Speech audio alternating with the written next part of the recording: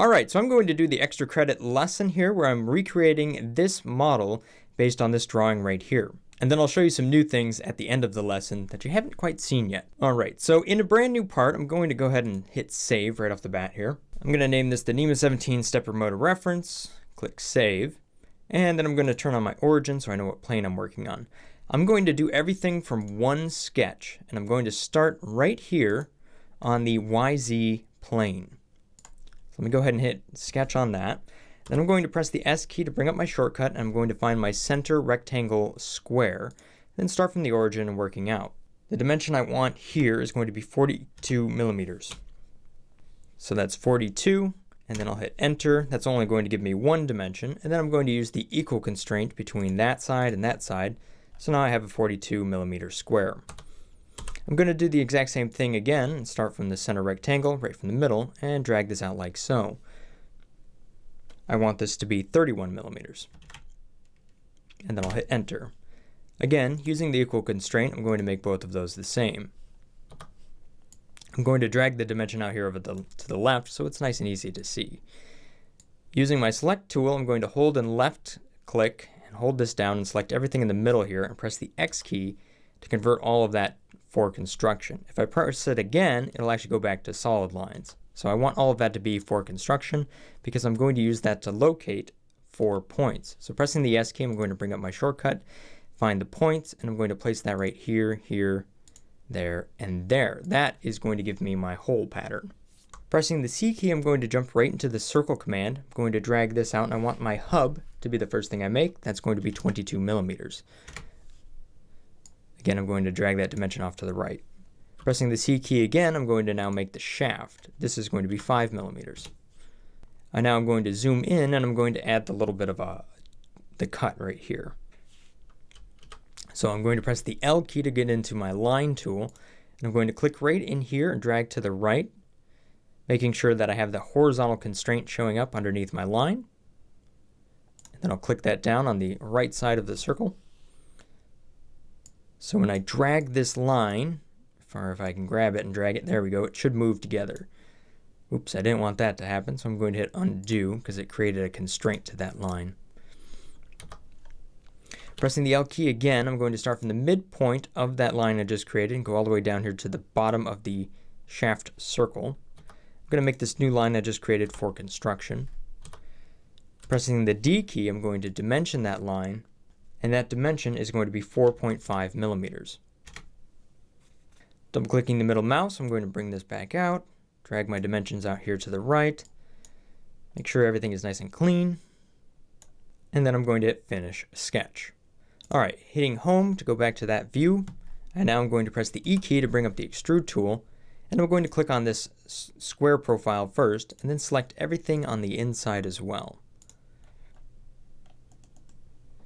This I'm going to drag back the length of our body, which is minus 48 millimeters. That sketch now hid itself automatically, so I'm going to go over into my browser and unhide it. I'm now going to press the E key to bring that back up for the next extrude. I'm going to extrude the hub 2 millimeters. Jumping back into the extrude tool, I'm going to extrude the shaft 24 millimeters. And now I'm going to go back to the extrude one more time and find that little spot right up here, which is going to be our cut. And I want to extrude this up to the end of our shaft right here. However, I want the offset to be the distance of how far it's machined back. And from our drawing, that is minus 15 millimeters. And then click OK. The next thing I need to do is bring up the hole command, so I'm going to press H. And I'm going to go to Multiselect, and I'm going to select on those 4 points we created. Right there, there, and there. This is going to be an M3 bolt with the depth of 4.5 millimeters. For the sake of being fancy, what I'm going to do here is split this body into 3 pieces so that I can show the difference between the end caps and the windings in the middle. It's not necessary, but it will make it look a whole lot better. To do this, I'm going to use a new tool, which is the offset plane under construction. So I will start from the face here, and I'm actually going to go back minus 10 millimeters. I then am going to repeat that command by right-clicking and using my wheel, going up to that same command, and I'm going to start from the back and work forward. I want this dimension here to be minus 10 millimeters. I'm going to use another new tool, which is called Split Body. This allows us to cut a body, which we can see over here in the browser, we currently have one of, into multiple pieces using splitting tools. And we can use a plane that we just created as our splitting tool. So the body we want to split is going to be this, and the tools we want to use in order to cut that body into pieces is going to be the planes I just created. So just like that, and then I'm going to click OK. At this point over here, you can see that we have 3 bodies. I no longer need the construction geometry, so I'm going to go in here and I'm going to hide those so that they get off the screen. Now, based on what I was able to scale off of the drawing, I can add a couple of chamfers to this first piece right here. Technically, I think these are slightly rounded, but a chamfer of about 5 millimeters is going to be dimensionally close. Holding Control, I'm going to select the body and the back as well, because the front cap and the end cap are identical. So I'll click OK. I'm going to reuse the Chamfer tool, and I'm going to adjust the middle piece here. It has a slightly larger chamfer. It's around 8 millimeters. And now you can see that that motor looks much more like you would expect. To represent where the wires are going to come out, I'm going to make a sketch on this bottom surface right here. I'm going to press the S key and go into my center rectangle. And I'm going to drag this out just a little, something by something. The dimension for this is going to be 9 millimeters wide by 6 millimeters deep. I'm not 100% sure that that is accurate, but that's the dimension I'm going to go with. In order to locate this in a way that's nice and flexible, I'm going to go ahead and use the L key, and I'm going to make a line from that edge right there at the center to that edge right there at the center. This will be made for construction, and I'm going to position the center of our rectangle right there.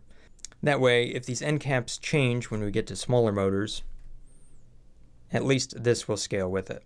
Matter of fact, if we want to just ensure that we don't have to make any changes here, I can delete the 6 millimeter dimension here and replace it with a dimension that is 2 millimeters from that edge to the beginning of the rectangle. Again, this is only for cosmetic and not really used for precise measurements.